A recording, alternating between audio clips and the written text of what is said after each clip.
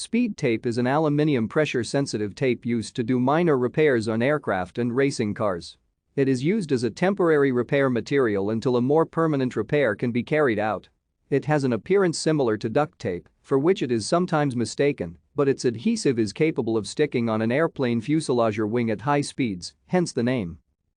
Depending on the adhesive layer used, it can be resistant to water and solvents, flames for brief periods, and will reflect heat and UV light.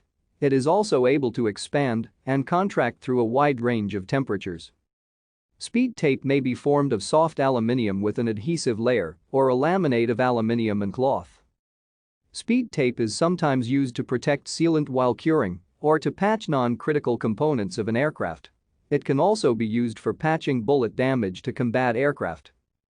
Use of speed tape should be authorized by engineering teams and comply with certain requirements. Fines can be levied against airlines that use it to make improper repairs. Thank you for watching. Like and subscribe if you would like to view more of our videos. Have a nice day.